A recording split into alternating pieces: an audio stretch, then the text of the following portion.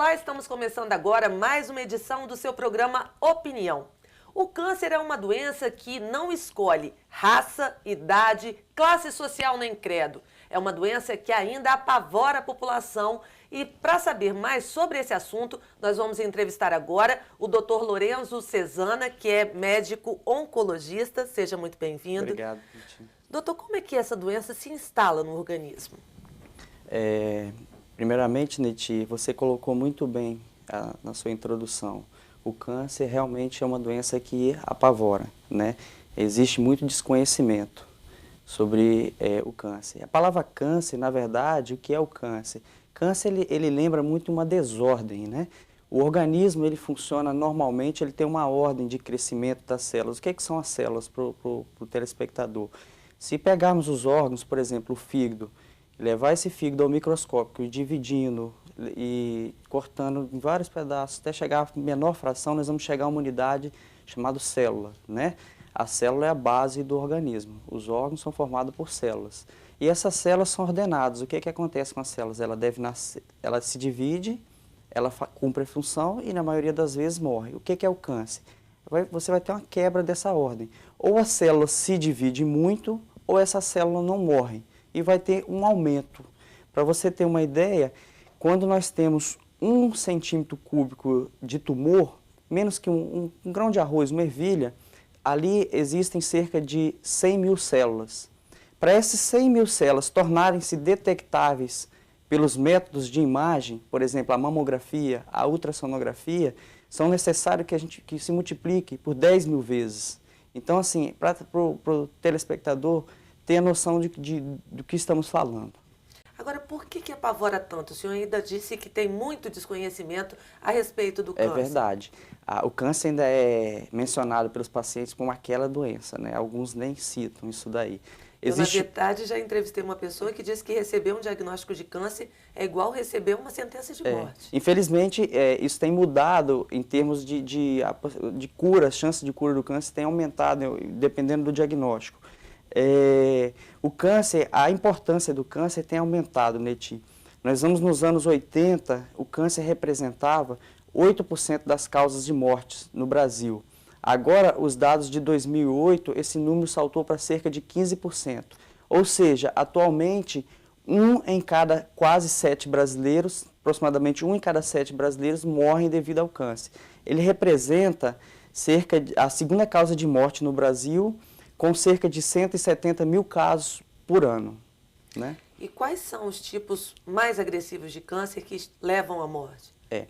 Nós vamos falar primeiro na incidência. Como eu tinha dito, no Brasil são cerca de 170 mil casos de morte. Nós temos no ano, no Brasil, 489 mil brasileiros com diagnóstico de câncer, todos os anos. E aí nós temos como incidência a principal causa, o câncer de pele não melanoma, que é um pouco menos agressivo, mas representa a principal causa. Em segundo lugar, nós temos o câncer de próstata, com 52 mil casos, e o câncer de mama, com 49 mil casos por ano, seguido de câncer coloretal e câncer de pulmão. Esses são os dados de incidência. Mundialmente, nós temos como causa de morte, a principal causa de morte por câncer é o câncer de pulmão, tá? Ele tem uma alta letalidade, extremamente relacionado com o tabagismo, seguido por câncer de estômago e câncer de fígado. São as 3 principais causas mundiais de morte por câncer. No mundo, são cerca de 7 milhões de pessoas que morrem por câncer anualmente. O câncer de pele tem até uma justificativa. A gente vive num país tropical, independente de ir à praia ou não, nós estamos expostos. Estamos expostos. Nós temos que sair de casa, nós temos que trabalhar. Enfim, e além disso, o Espírito Santo, devido às características de povoamento, a colonização, nós temos a população de pele clara marcante, e principalmente essa população ligada a atividades de agropecuária. Então, são populações que estão expostas, né?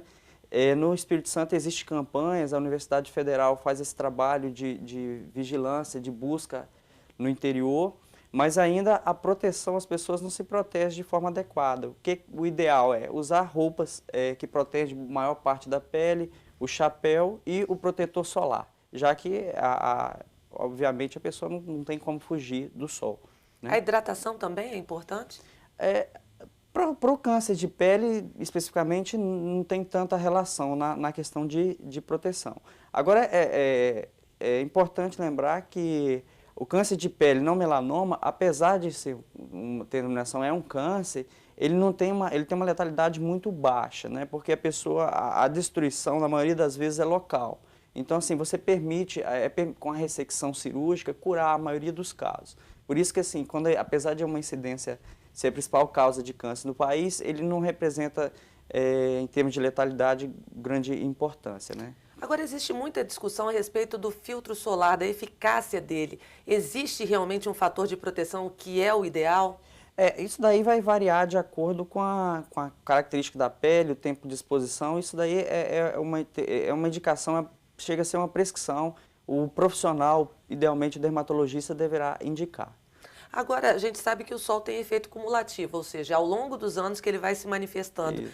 Quais são os cuidados específicos que pais devem ter com crianças, principalmente? Na primeira infância, na criança principalmente, evitar os horários de maior risco, né? 10 até 4 da manhã, alguns locais citam 11 até as 3. Proteção solar. A exposição deve ser moderada, né? A criança deve ser exposta ao sol, mas principalmente fora desses horários. O senhor disse que depois do câncer de pele, a segunda maior incidência... Câncer de próstata. Isso significa o quê? Que os homens se cuidam menos que as mulheres? Na verdade, assim, o câncer de pele, eu costumo dizer para os meus pacientes que o câncer de pele, ele faz parte da história natural do homem. O homem, à medida que vai envelhecendo, ele tem uma predisposição muito grande a ter o câncer de próstata. Se pegarmos a população com 80 anos, que morre por qualquer motivo, por acidente, por infarto, por infecção, e nesse paciente retirarmos a próstata e levarmos para o estudo no laboratório de patologia, a incidência de câncer de próstata nessa população de 80 anos é de quase 70%. Se a população envelhece, maior ainda é essa incidência. Então, assim, o câncer de próstata, ele faz praticamente parte da história do homem. E o câncer de próstata, ele tem uma característica assim, na maioria dos casos, ele tem uma agressividade intermediária, às vezes até baixa, né? Então, existe grupos, população muito idosa, que se questiona até o tratamento. Às vezes, ele é tão pouco agressivo que você pode acompanhar por um período. Às vezes, estamos frente a um paciente com outras comorbidades, DPOC, insuficiência cardíaca. Então, o câncer de próstata nesse subgrupo talvez não representa nenhum grande problema, devido à baixa agressividade. Mas é óbvio que não dá para generalizar. Existe câncer de próstata com agressividade muito alta, com uma potencial enorme de causar metástases. Câncer de próstata tem uma predileção por causar metástases ósseas, né? Então, o câncer de próstata, sim, representa uma doença importante no sexo masculino. Homens jovens também podem ter câncer de próstata? Podem. É óbvio que quanto menor a idade, menor a chance, mas podem sim, pacientes com 30, 40 anos, é possível o diagnóstico de câncer de próstata. Mas representa uma parcela muito pequena, de tal forma que não é indicado nessa população, a não ser que se tenha alguns sintomas ou uma história familiar muito forte, algum exame de rastreamento nessa população muito jovem, né? Por que o homem tem tanto preconceito de investigar essa doença? Como é que é detectado o câncer nos homens? O diagnóstico, primeiro, existe aqueles pacientes que são diagnosticados de uma forma sintomática. O paciente tem um sintoma, dificuldade urinária, problemas de ereção, irritação durante a urinar, e ele vai procurar um médico e vai fazer o diagnóstico. Existe aquele subgrupo, aquela parte da população que é submetida aos exames de rastreamento. Quais são os exames de rastreamento? É o toque retal e o PSA. Existe preconceito, na verdade. A mulher, de modo geral, vive mais que o homem porque ela procura o serviço de saúde, ela se cuida no decorrer da vida. A Sociedade Brasileira de Urologia indica esse exame, o toque retal e o PSA, que é a dosagem sanguínea de um marcador que se correlaciona com o câncer, a partir dos 45 anos e em populações especiais, tem uma história familiar forte, enfim, a partir dos 40 anos. Existe até uma divergência na literatura, mas de um modo geral, a partir dos 45 anos se faz o rastreamento, né? Mas se manifestar dor, pode Em qualquer fase, mas geralmente é um pouco mais tardio. Por isso que se justifica a questão do rastreamento. Rastreamento, nós vamos pegar vamos fazer o diagnóstico numa fase assintomática, né? E, teoricamente, na maioria dos tumores, se faz o diagnóstico precoce, as chances de cura são maiores, né? Agora, o câncer tem fator hereditário? Tem. De um modo geral, 5 a 10% dos tumores existe um fator hereditário muito forte. Para você ter ideia, Neti, algumas populações se indica uma cirurgia para evitar que essa pessoa desenvolva o câncer. Por exemplo, se tem uma história familiar de pólipos no intestino grosso, pólipos no cólon, e se faz o diagnóstico de uma polipose adenomatosa familiar. É uma doença que, se não se faz a intervenção, praticamente 100% dos pacientes vão ter câncer de colo ou reto. Então, se você fez o diagnóstico dessa polipose, se discute com a família e com o paciente, que a maioria são jovens, realizar a colectomia, tirar o intestino antes que se desenvolva o colo. O mesmo é válido para algumas síndromes relacionadas ao câncer de mama. A chance dessa pessoa ter o câncer de mama é tão alta que às vezes se justifica, se estimula, por exemplo, que essa pessoa constitua a prole precoce, né? Programa a questão dos filhos um pouco mais jovem e depois a gente pode ir junto com a equipe multidisciplinar, onde vai envolver o geneticista, a psicóloga, o cirurgião, realizar nessa paciente a mastectomia profilática, dado a alta frequência. Na questão do câncer de mama, é o mais comum em algumas populações judias, que tem uma determinada síndrome e leva à predisposição. Mas isso daí, como eu disse, assim, representa 5 a 10% dos casos, não é a maioria. A maioria das mulheres, vamos falar um pouco de câncer de mama, nós acabamos de sair aí do mês de outubro, onde existe uma campanha mundial, o Outubro Rosa, que começou inicialmente nos Estados Unidos, com o intuito de orientar e conscientizar sobre a importância do diagnóstico. Câncer de mama, hoje no Brasil, nós temos cerca de 49 mil casos anualmente. O câncer de mama, o melhor método de rastreamento é a mamografia. A mulher, obviamente, deve fazer o autoexame para se conhecer, mas o fundamental é a mamografia.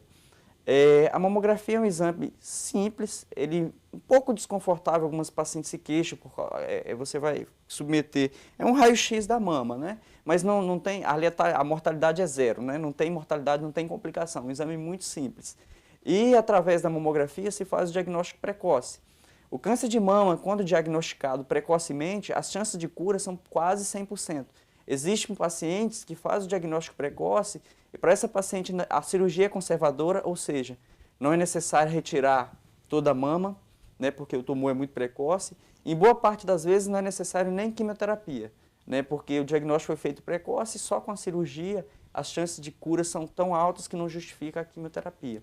Hoje, se a gente pegar a população de 40 até 50 anos, são dados americanos, a chance de ter o câncer de próstata é de cerca de 1,5%. Uma em cada 70 mulheres. Câncer de colo de mama, perdão. E a partir dos 60, em torno de 3%. Uma em cada 30 mulheres tem um diagnóstico de câncer de mama a partir dos 60 anos de idade, quando se faz mamografia. E a mamografia salva a vida. Se eu vou a determinada comunidade e submeto 1.500 mulheres a mamografia, uma pequena parte vai ter o diagnóstico de câncer de mama, né? Vai ter alteração no exame. E nessa população de 1.500 mulheres que realizaram o exame, a mamografia, mais ou menos uma vida é salva por fazer esse exame. Então, assim, mamografia salva vidas, né? Isso não tem dúvidas. Eu vou pedir licença ao senhor para um rápido intervalo. O programa Opinião está terminando agora o primeiro bloco, mas não saia daí. A gente ainda tem muita coisa para conversar a respeito do câncer. Eu aguardo você.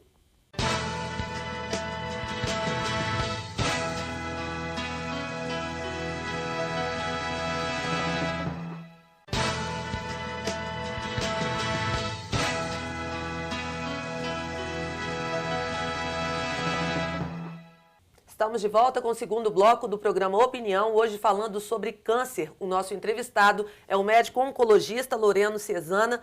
Doutor Loreno, a gente encerrou o primeiro bloco falando da questão da importância da mamografia na detecção do câncer de mama.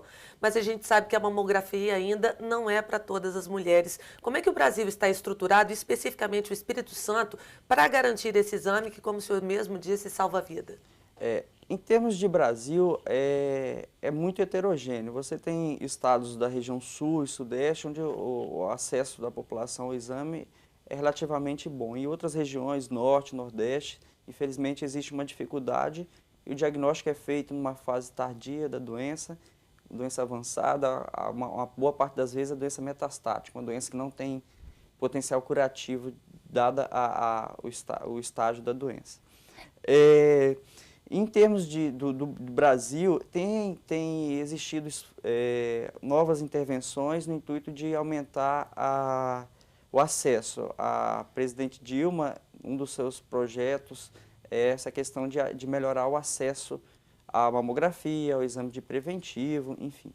Em termos de Espírito Santo, o Espírito Santo, de um modo geral, os municípios têm oferecido o exame, né? O que existe também é a população que não procura as unidades. Então, assim, existe o aparelho, existe equipamentos, mas existe uma dificuldade de se levar essa paciente até o equipamento.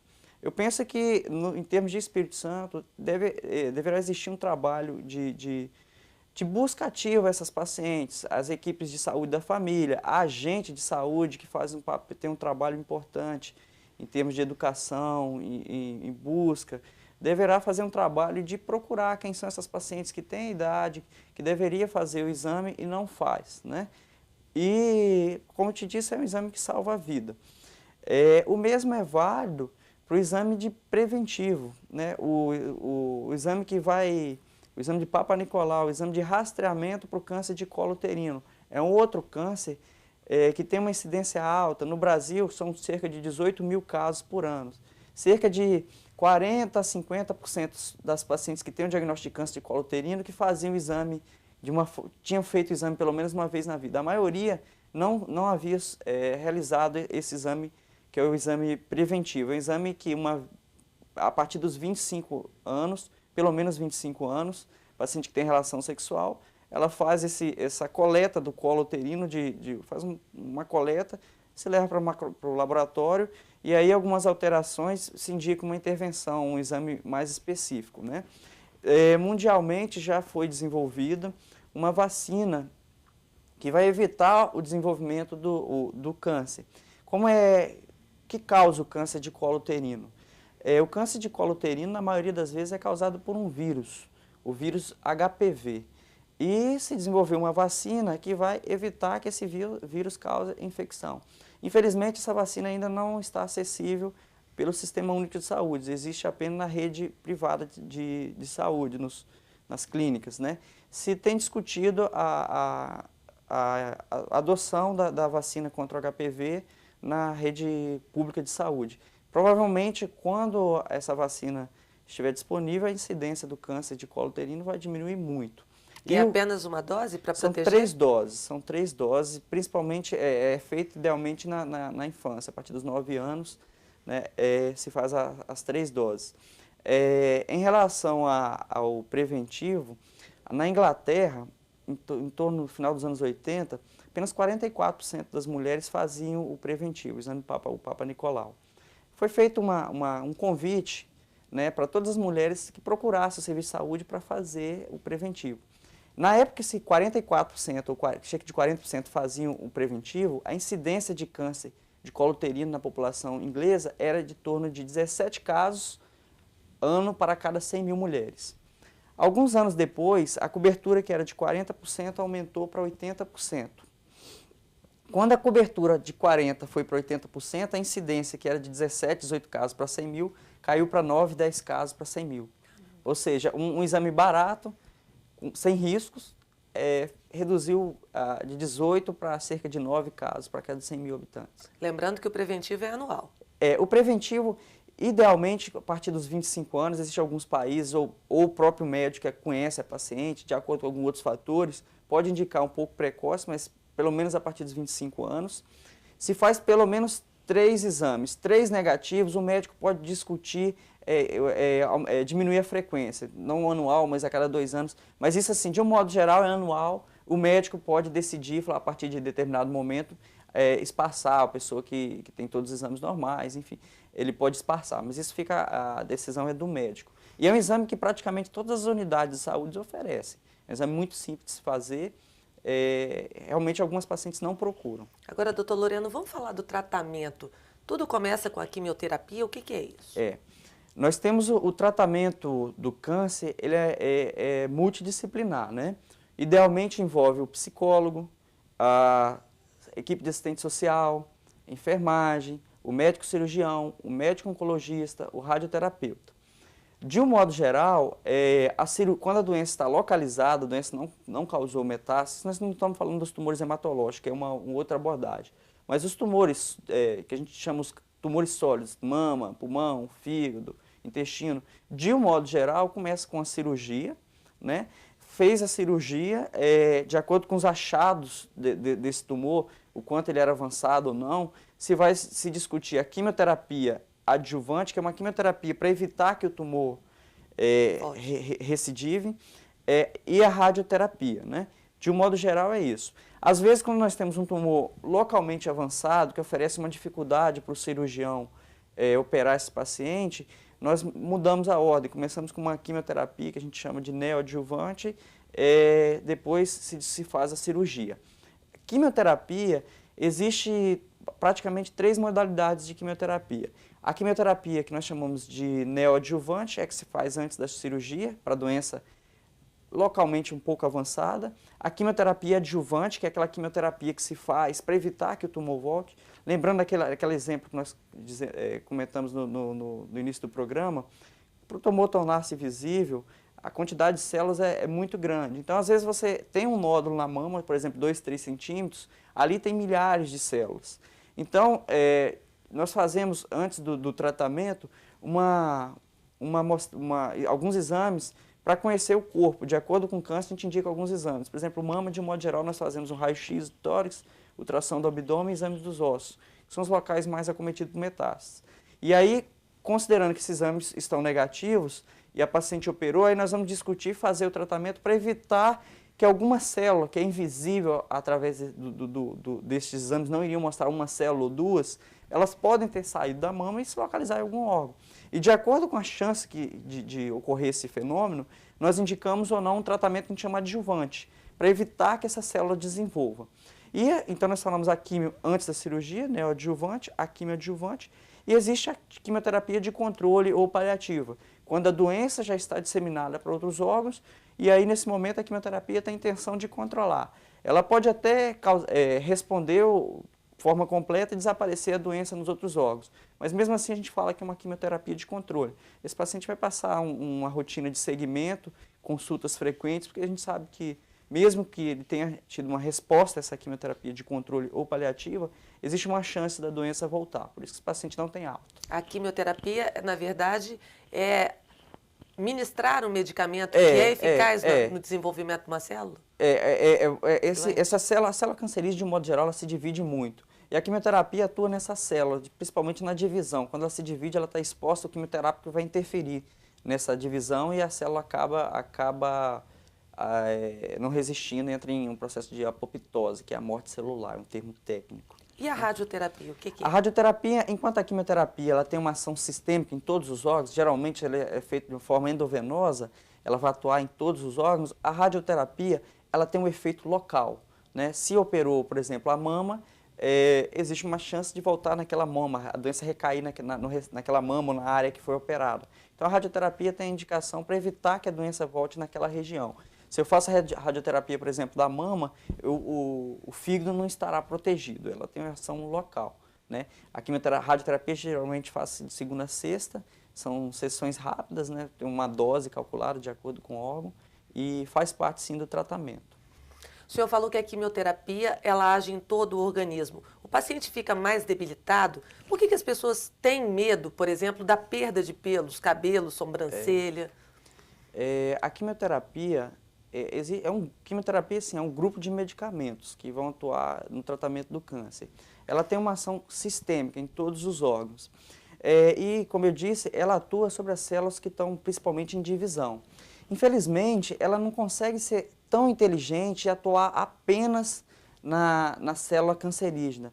Ela também atua nas outras células. E os tecidos as células que mais sofrem são as células que também se dividem muito. Por exemplo, as células do sangue, né? As células de defesa, os leucócitos, são células que estão em processo de divisão constante. Então, elas são expostas a esse quimioterápico e a quantidade de células de defesa, elas caem com o tratamento e o paciente fica exposto à infecção. As células epiteliais, as células da mucosa do intestino, da boca, o próprio cabelo também, ele depende da divisão celular para manter essa barreira, manter a sua função. E quando eu faço a quimioterapia, o paciente está exposto, essas células sofrem e tem a questão da mucosite, da diarreia, a queda do cabelo. E alguns quimioterápicos, eles não causam queda do cabelo. Para o câncer de mama, os quimioterápicos mais ativos, de um modo geral, eles causam queda do cabelo, que é a alopécia. E realmente isso é importante na decisão, porque a paciente teve o diagnóstico, né? Fez a cirurgia, às vezes a cirurgia é uma mastectomia, às vezes conservadora, e a quimioterapia, por um período, ela causa a queda do cabelo. Então, assim, sempre quando possível, a gente faz um trabalho multidisciplinar, envolve a psicóloga, antes da cirurgia também é feito esse trabalho, para preparar a paciente para esse período, né? De um modo geral, as mulheres, elas enfrentam bem o problema, elas encaram e fazem a químio, são felizes, brincam com a situação. Porque o cabelo volta a crescer, né? Porque volta. Eu digo às minhas pacientes, olha, se alguém falar que você está careca, fala que não, você está sem o cabelo. O careca, infelizmente, o cabelo não volta nunca. O seu, eu terminei a quimioterapia, ele vai voltar a crescer, tudo normal e sua vida vai continuar. E eu sempre brinco com as minhas pacientes, eu falo assim, olha, vocês têm que, pelo menos, trabalhar, conversar com 10 amigas aí para as mulheres fazerem os exames de uma forma correta. Eu falo assim, você agora é uma soldada que, como eu, vai lutar contra o câncer, né? Eu vou fazer o tratamento e você vai convencer as pessoas sobre a importância dos exames. E como é que é trabalhar o emocional desses pacientes com câncer? Por que é importante que eles façam atividades multidisciplinares, que eles troquem experiências com outras pessoas que vivenciam o mesmo problema? O paciente que está emocionalmente preparado para o tratamento, para a cirurgia, ele enfrenta melhor a doença, né?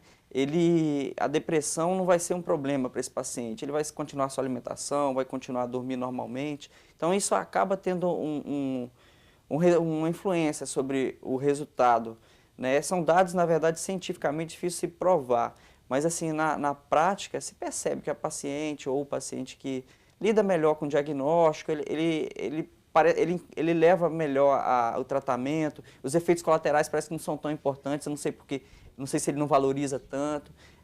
Realmente é importante essa forma do paciente lidar com a doença. É óbvio assim que é difícil, porque o normal o ideal é você continuar com a sua vida de uma forma linear, né? Você está no seu trabalho, seus filhos, mas a vida oferece essas dificuldades, ninguém passa na vida sem um problema.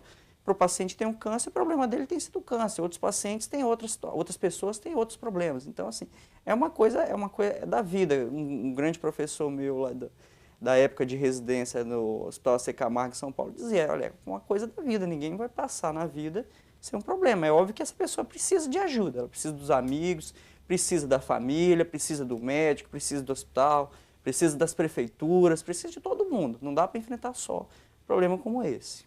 Agora, infelizmente, nosso tempo está chegando ao fim. Eu gostaria que o senhor deixasse uma mensagem para que as pessoas possam ter vida saudável e, de alguma maneira, se prevenir de doenças como essa, principalmente o câncer, que ainda assusta muito a população. É verdade, tudo começa assim, alimentação saudável, né?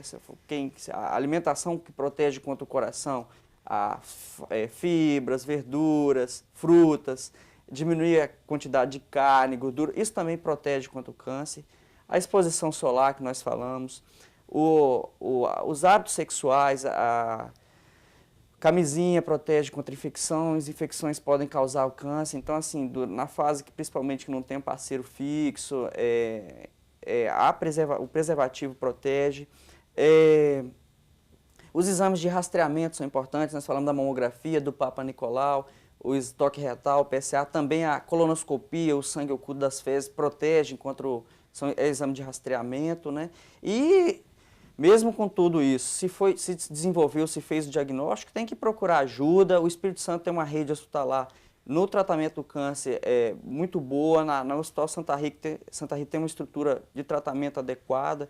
A FEC, que é gestora, enfim, dá um suporte muito bom para os pacientes do interior. Né? Tem que encarar e vencer, né? E se tornar um soldado do câncer, como eu sempre peço aos meus pacientes. Olha, vamos brigar, vamos conscientizar as pessoas, os vizinhos, a fazer os exames, a ter os modos de vida saudáveis. Dr. Loreno Cesana, médico oncologista, muito obrigada pela sua participação. Com esses conselhos, a gente lembra que todo excesso não faz bem à saúde. O único excesso que faz bem à saúde é ser feliz e ser produtivo. O programa Opinião de hoje fica por aqui, mas eu aguardo você em uma nova oportunidade. Até lá!